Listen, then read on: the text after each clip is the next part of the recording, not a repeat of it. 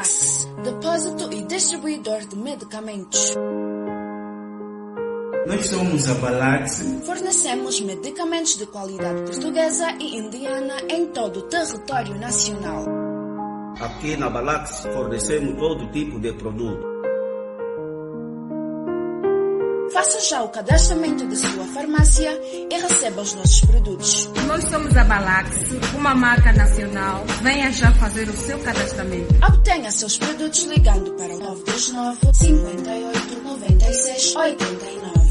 Fornecemos produtos de muita qualidade. A sua farmácia, a sua clínica, o seu centro, o seu hospital. Estamos abertos de segunda a sexta-feira, das 8 às 15 horas. Localizados no São Pedro, na estrada Cala-Uambo. Balaxi, firmado pela sua saúde. Balaxi, depósito de medicamentos. Welcome friends, my name is Avinash and I welcome all of you to another episode of Face to Face series where we introduce and enlighten all our participants with some very interesting companies about their business journey, about their growth plans going forward. And today, friends, we've got a very interesting pharmaceutical company by the name of Balaxi Pharma Limited. In fact, we have Mr. Ashish Maheshwari, who's the chairman and managing director of the company. Mr. Ashish Maheshwari, thank you very much for sparing your valuable time.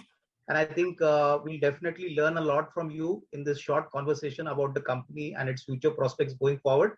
So I think we can start the conversation now. Good evening, everyone, and thank you for having me on board for this small interview. I'm good to start. Yeah. So Ashish ji, I think first question would be that, if you could please share and tell us something about the company's business journey. This is not a very well-known company. Of course, it is listed on the stock exchanges. If you could tell us, basically what is the company's business model, a short snap about the company's business journey till now.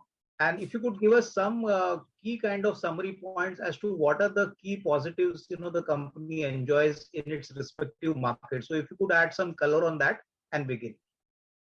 Okay, I'll first quickly tell you about the journey of the Balaxi Group. I started this pharmaceutical business in the year 2003, and I started off as an exporter to other countries in Africa, mainly DR Congo and Conakry. And at that time, I used to be a trader, an exporter who used to get orders from the traders there and make them make the goods under their own white label, their labels, brands. And I used to get them manufactured in India and export them there. So I did that for around 5 years. And in one of my trips to Africa, I thought that why can't I also get my own store open there instead of selling to people who already have wholesale depositors? Why can't I create my own brand? So that was when I discovered a country called Angola, which was not very well known in those times. Angola had just come out of civil war in 2002. So I saw a lot of opportunity in Angola. But by that point of time, it was 5 years. Because of the demands of my various clients that I had in Congo and Kinshasa, Conakry, I had a range of around 200, 225 products, which I could get manufactured from various manufacturers in India. So I was not restricted by any dosage form. It could be tablets, it could be capsules, it could be injectables, infusions, liquids, suppositories, anything. Because I was not tied up to any one factory. I used to use many factories for my production. So I then opened my own depot in 2008 in Angola, my first wholesale depot in Angola in 2008 with a few 100 products. And then we took off from there. We opened one store after the other, one store after the other, and we reached a number of around 17 stores in around 2014, 12 stores or something.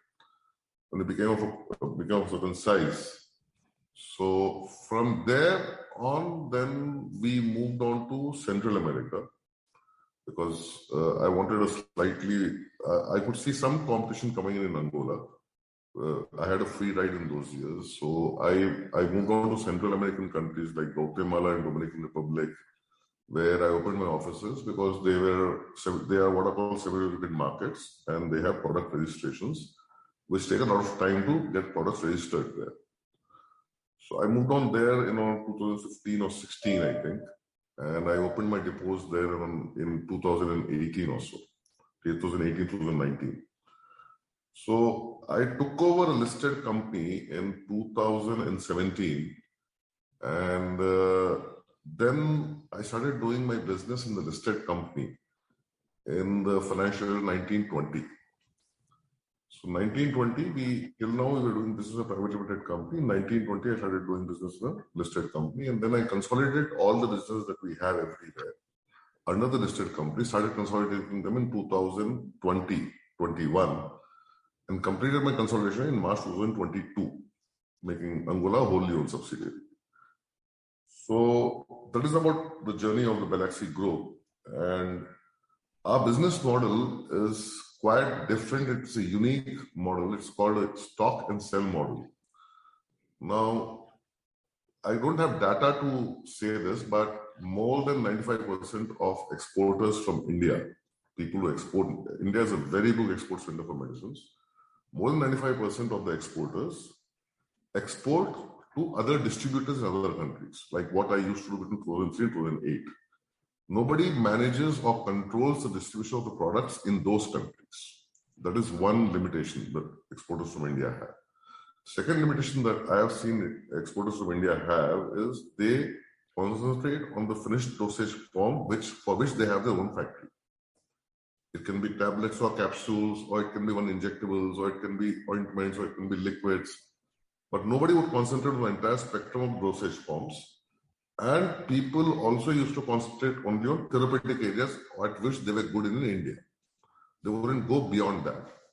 So mine was a very different business model where I did not concentrate on therapeutic segments as such. I just concentrated on the generic medicines or the number of products that I can do as per the demand in the market.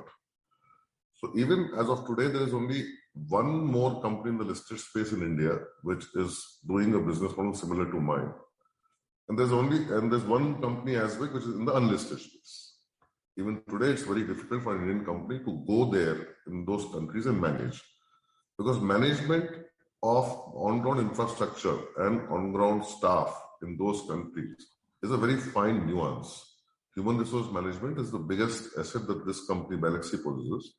We have a very fine human resources management model where boys work for us as if they own this company. It's a very fine model we have. So that is one thing which we are doing very differently. Another thing that we are doing differently is we are going in for registration of Central American market in hundreds. Our minimum capacity at which we open a store is 100 products registered. At least 75 of them are registered. So with that kind of availability on the ground, we have seen that over a period of 1 or 2 years, distributors develop a lot of faith in us, and our corporate brand, Balaxi umbrella, it gets established. So this is a very different business model which cannot be replicated very easily, though it may sound a little easy. It cannot be replicated. One, for human resources management in non-English speaking countries, cultural integration, and two, the number of products we are able to get registered because of the huge regulatory department we have, and we give across all dosage forms. So these are three things which we have integrated very well in Balaxi, and that differentiates us from others in this market. Okay, fine. I think very well articulated, Ashish ji. Ashish ji, tell me one thing that I was reading your annual report where it was mentioned that company has always followed an asset-light model till now, and now you all are moving to an asset-right model. So I think if you could share some idea as to what does this mean, and does this mean that now Balaxi would get into the manufacturing part, because up till now I believe a lot of your production was outsourced. So if you could give us some color on that. See, till now, even as of today, 100% of my production is outsourced to WHO GMP compliant factories in India, China, and Portugal. Till now, I have not invested in fixed assets because all the capital that I used to generate used to go into the expansion plans that I always had. So I started off with nothing. So whatever capital is there in the company today is all used towards stocks and debtors. Now going forward, we feel that after the next generation has come into the business, my son and my daughter, they have a value proposition now that we have to now go ahead and put up a factory, because we are right now in semi-regulated markets where WHO GMP is the norm, right? Going forward, after 4 or 5 years, when Central American market, till now, we see visible growth in Central American markets for the next 4 years because still we are new there, 2 years old. But after this, we have to expand to bigger markets. Let's say the CIS countries we have to expand to, the Southeast Asia countries we have to expand to. Their WHO GMP is not the norm anymore. They need an EU GMP compliant factory. Now, WHO GMP factories are available dime a dozen in India and China to do contract manufacturing for companies like us who have the stakes at very reasonable margins. But EU GMP factories are not available, so many factories, to do job work for us at a reasonable price where they can make money and we can make money. Okay. So EU GMP factories charge a lot for contract manufacturing. So that is one reason why we are setting up our own factory today, because we have the internal accruals and the cash to provide for it, and with the next 5 years in view. Secondly, in Central America, whatever goods that I sell today, those 150 products that I sell from a WHO GMP certified factory, which have a COPP and all that. But we have found that the medicines that are made in an EU GMP factory, the efficacy is much higher. Than goods made in a WHO GMP certified factory. So we want to move our bestsellers medicines in Central America and get them manufactured under our own quality control norms in an EU GMP factory. So the efficacy is good. And that will be a differentiator which will differentiate us from our competition tomorrow. That we are making these at the same price, we're going to give you better medicines. And our registration process, thirdly, registration process takes a lot of time, 1.5 to 2 years in any country, 2 years, up to 2 years. So when I have an EU GMP certification and I present that to a Ministry of Health, then I am given priority for getting the product registered. That EU GMP is now becoming the norm slowly everywhere, and EU GMP factories are not available everywhere. That's the reason why we are going to making our own factory. We'll be making tablets, capsules, and injectables there. Okay. We will still be outsourcing liquids and ointments and infusions and other things. But these 3 things we are going to put up our own, and we are going to be EU GMP compliant. Okay.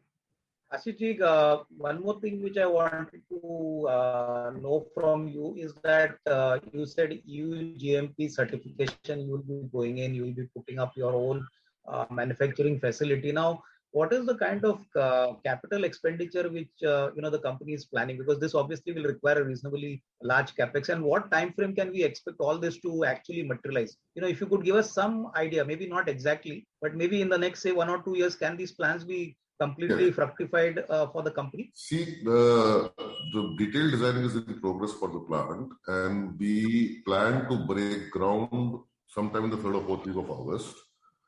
And 18 months is what has been told to us by our consultant and our turnkey project provider. We have selected the number 1 consultant in India. He has a track record of doing projects. So he says that 18 months, from between 18 and 22 months, the project will be completed. So if we start in August 2022, I'm thinking by April 2024 we should be into production. And as this is looking like more of a backward integration project in the initial stage, it will be a forward integration project after it is built. We will have one shift fully running from the very first day, is what I think. Okay. Fine. I think Ashish ji, definitely it means that possibly FY24 should be a year where we could see a kind of a significant jump in your revenues, because once the manufacturing facility comes in, obviously, as you mentioned, that obviously revenue contribution from that new facility will start. Tell me one thing, Ashish ji, that you said Angola and Central America are your key markets. Any other markets where Balaxi Pharma has got a large presence, in terms of the top 4 or 5 markets which you serve? No, we are present in Angola. In Central America, we are there in Dominican Republic, we are in Guatemala, El Salvador, Honduras, and we are on the way. We have opened offices in Chile and Ecuador. So we have our work cut out for the next 3 years in the Central American markets. We don't need to go to Southeast Asia or CIS for the next 3 years. Our work is fully cut out in these markets. Okay. Our next targets are going to be Southeast Asia and CIS countries. Okay. And whenever you export, Ashish ji, just wanted to know that, whenever you export these products to these countries, do you follow a proper export hedging strategy? Because obviously all companies root their exports in one single currency, that is the dollar. But in your case, how will the dollar impact your business? Like you all export to most of the African countries. So dollar appreciate hota hai, rupiah weak hota hai. So usse what kind of benefit or negatives will the company face? If you could just simplify that for us. See, there are two kinds of foreign exchange fluctuations that our company faces. One is when we export from India in dollars, the rupee dollar appreciation affects us, because that is the first effect we have. But in the last so many years of my business, only once in 2008, I booked a loss on ERF, exchange rate fluctuation. Only once. Never ever have I booked a loss on exchange rate fluctuation. If you remember, 2008 में एक बार 40-42 rupees dollar हुआ था once. Exactly. Only that time I booked the loss. After that, I've never booked the loss in my 20 years of working. So I don't hedge anything against rupee to a dollar. Even now, if you see, it is 80 rupees to a dollar, and I expect it at 75 rupees to a dollar. The second effect that this company has to face is when in those countries we sell to the local people there, and we remit the funds in dollars, right? So there also there is the same problem of depreciation of the dollar. So here we are exporters, so we make money when our currency depreciates. We make money because we are exporters. Exactly. But in those countries, we lose money because we are importers. Yeah, exactly. Okay. So national hedging हो जाता है हम लोगों को, there's a national hedging going on. And Africa sometimes behaves a little weirdly, like in 2016, when there was this oil price crash, 2015-16, then Angola currency depreciated very big time at that time. So we had to book a one-time loss. We have to book a loss only on the money which is there in the bank. Okay. We don't have to book any loss on the stocks because we raised the prices. Yeah, exactly. Okay. And because of the wide establishment we have, the range of products we have, people take it. And pharma is something which is always goes well even in recession because you can't avoid taking medicines. Okay. Understood. I think very well articulated, Ashish. Now, Ashish ji, tell me one thing, that in terms of segments, if you could give us some idea as to which are the key segments, the company has been exporting. If you could give us some broad idea, amongst whether it is antibiotics or whether it is therapeutic segments. And most importantly, how many registrations does the company currently have, for exporting these products? If you could give us some data points. See, in Balaxi, in fact, we got it made when we wanted to make an investor presentation कि अपन कितने therapeutic segment में है, because our choice of products doesn't depend on therapeutic segment, depends on the demand and what our distributors tell us. Exactly. So we are in 29 therapeutic segments.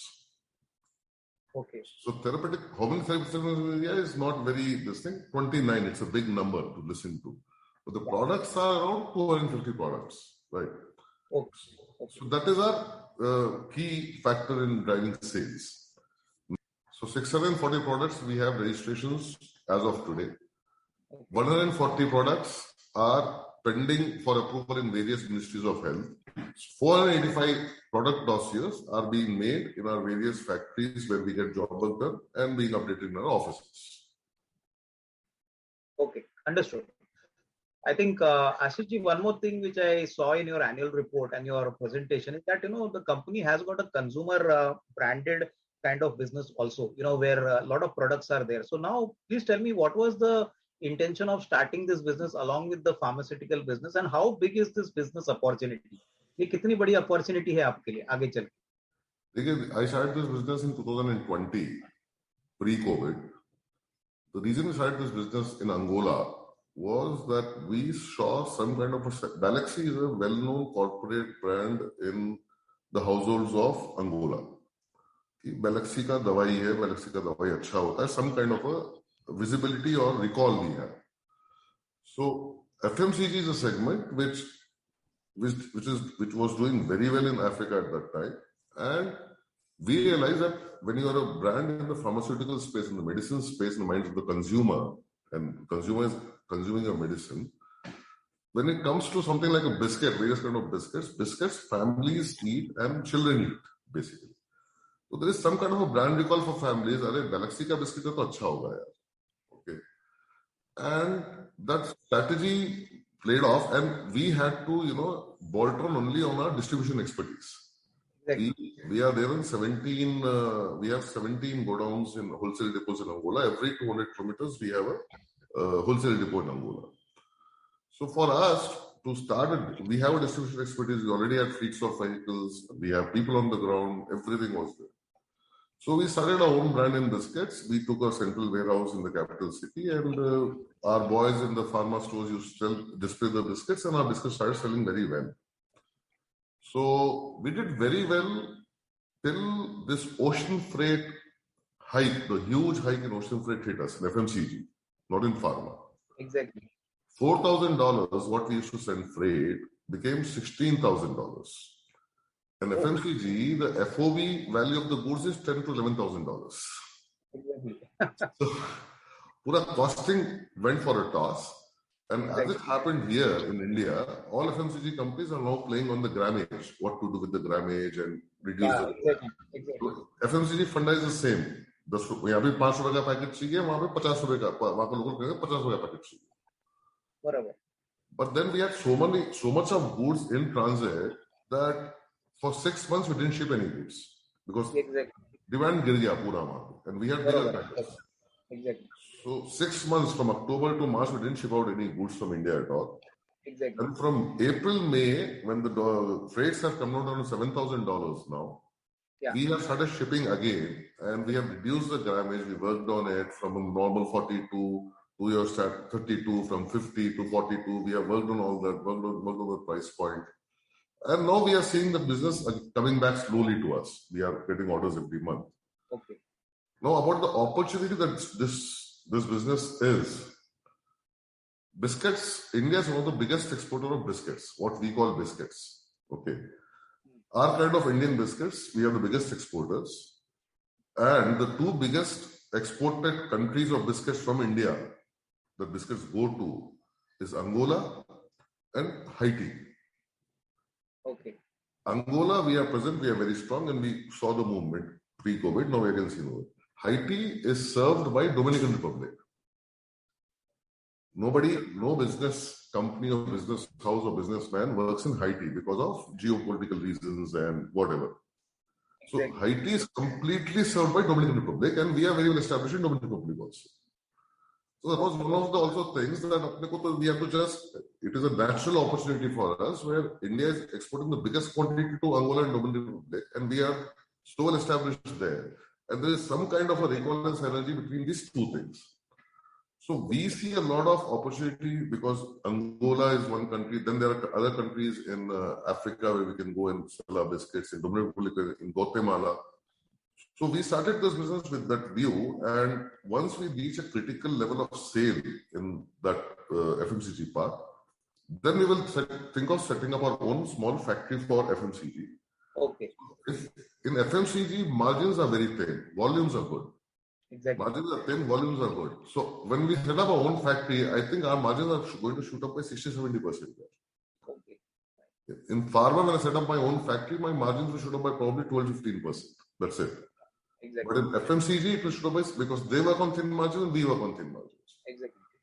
So that is the idea about FMCG. It's getting a little delayed because the ocean freight shoot up. But now it is getting back on track, and I think by the end of FY23, we will be on track with FMCG. Okay. So fine. I think good to hear. So hopefully, this business is also a very, kind of a potential large revenue generating kind of opportunity for you. Tell me one thing, Ashish, that, I was seeing your operating margins, especially for the last 2-3 years. They have been pretty good, around 17-18% you make at the EBITDA level. Now, tell me one thing, outsourcing, आप outsourcing करते हो, manufacture कुछ करते नहीं हो, then how is it possible that, you get these kind of 17-18% margins? We don't see these kind of margins in other, pharmaceutical companies, वहाँ पे तो 10% भी बहुत ज़्यादा होता है. और is it because Angola is a very kind of a very closed market where you have a large market share, or are you getting better prices? Now, what explains to these good attractive EBITDA margins? I'll tell you, it's quite simple actually. Balaxi captures economic interest at various points. Okay. Now, as a manufacturer, we are not capturing, agreed. But as a producer, when I do contract manufacturing, I get my pricing very tight from my suppliers. Okay. Because they're not selling to me. I'm getting them manufactured from them. There's a difference. Okay. And my manufacturers are working with me for the past 18 years, 20 years. Okay. So they have got used to getting orders from Balaxi on the 5th of every month, on which their factory runs for 20 days, 25 days. So I get very good pricing, but at the same, now I'm a producer. Though I'm not a manufacturer, I'm a producer because I can control my pricing here. Then I'm an exporter. So I capture economic interest there also. There are many factors which only produce and give to an exporter, what I used to do, right? Okay. So he used to get production margin, I used to get exporter margin. Now I get exporter margin. Okay. Then I'm also an importer in that country. Okay. So I capture economic interest as an importer also. And then I'm a distributor also in that country. So I'm capturing economic interest everywhere. In Angola, I'm a wholesaler also. Okay, understood. So I'm capturing all these margins. Okay. And if you look at my expenses in my balance sheet, my consolidated balance sheet, because last year will not reflect that because Angola was not fully consolidated. But if you look at the kind of expenses we have, it is very high expenses. So we have to price a product very high, and I have been a bottom line driven guy. So I've always, in whichever market I am in, we are the highest priced always. And why we are able to get away with it is our philosophy of having enough stocks on the ground. There are people who don't have so many stocks on the ground, and a retailer today knows that if he goes to a Balaxi godown, he can come at 7:30 in the morning, pick up his goods, and go back and open his retail store at 9 o'clock. He'll not have to go to 3 different stores. Okay. And he knows that he will not have any quality issues. And he knows that Balaxi, if there is any issue with any packing or anything, they will not question me. They will return it back.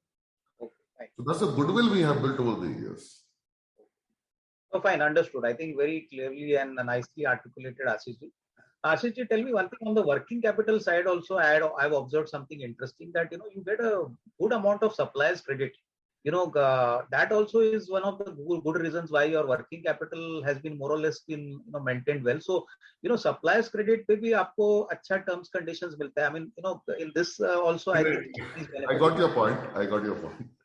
Very good point you have raised, Avinash. It's a very fine point that you have raised. कि इतना बड़ा credit क्यों मिल रहा है आपको? So I and my CFO also we discussed this. Actually, what happened was, if you look at my balance sheet today.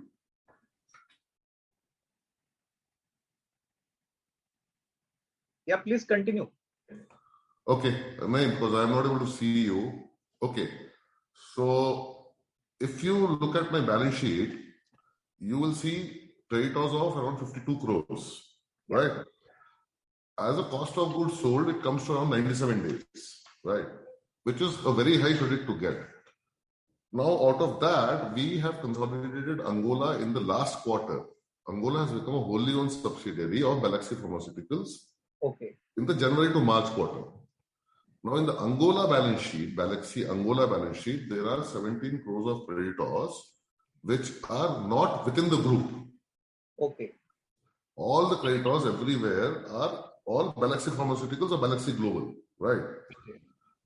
Angola has 17 crores of creditors, which is not Balaxi Pharmaceuticals. These 17 crores of creditors are the legacy creditors, which are there in the books for the last more than 1 year because they are coming, because I told you they were different entities and I have consolidated them under the Balaxi group, Balaxi Pharmaceuticals.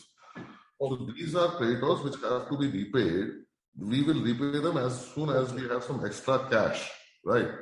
So our corrective figure for creditors will be 35 crores, which comes to around 65 days of credit. We get that kind of credit because from India, we are able to get 90 days of credit from our 90 to 100 days of credit from our suppliers. And from China, we are able to get around 30 days from our suppliers. I think Ashish, you understood. But tell me one thing that, after this China problem and all these, geopolitical kind of issues, is the working with China and all the companies there, is it normal? I mean, on ground and on paper, we keep hearing about a lot of things about China. But otherwise, is business normal? And do you find any challenges, with Chinese suppliers or maybe with some sort of Chinese companies you all are working? Actually, not at all. There has not been any change at all. China is working the same way it is working. Only thing is China is becoming a little tight in terms of supplies, because China is flooded with orders right now. So we have to do more of our planning better with China. And remember, our Chinese products buying is done by our Dubai subsidiary. We don't do it from our Indian company. Okay. And the goods are shipped directly from China to the destination countries. So these geopolitical issues do not make a difference to us at all. Okay, fine. Ashish, just one or two last questions before we complete the program. I was wanting to know that now you said that Central America, Angola are products where you used to just export them. Now you're going into manufacturing. That in the next couple of years, next 2-3 years, will manufacturing be your major focus area so that you all can get greater value addition for the company? Can we expect that manufacturing activities could possibly be as equal or maybe form a significant part of your revenue at least in the next 2 to 3 years post FY24 onwards? No, for me, manufacturing for Balaxi is a backward integration program.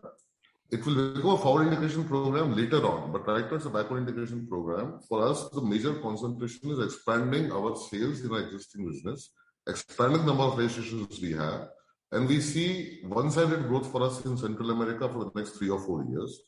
So manufacturing activity is not going to be a focus. That is why we have got the best consultant in the business and we are giving him a turnkey way to do things. Okay. And manufacturing will become the focus after 3 or 4 years when we are done with Central America growth, when we are looking at other markets. But right now, our focus is only on sales. Okay, understood. I think very clearly said. Now tell me one thing, Ashishji, that in terms of the basically in terms of the shareholders who have been with your company for a long time, especially the listed entity, company has been doing very well in terms of profitability numbers, in terms of the revenue as well as the EBITDA levels.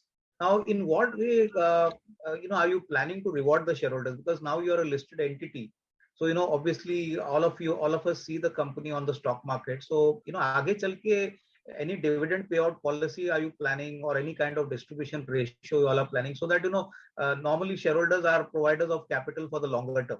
So, obviously with that in mind, any kind of thought process you all have done, at the board level for this, kind of issue.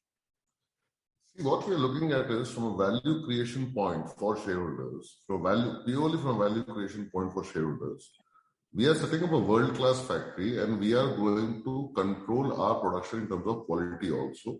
And we are going to have a EU GMP plant, it will be a lot of value creation in terms of the valuation of the entire company. When I say valuation of the entire company, then you know what I mean, right? Whatever is the market cap today, it's going to be something else. Once the factory is there, the value perception will be much higher. And shareholders will be handsomely rewarded, those who are going to be with us in our journey. As far as dividend is concerned, right now, I don't think that for the next 3 years or so, we must have a dividend distribution policy because we are going to start a capex program and we have very aggressive plans for expansion of sales.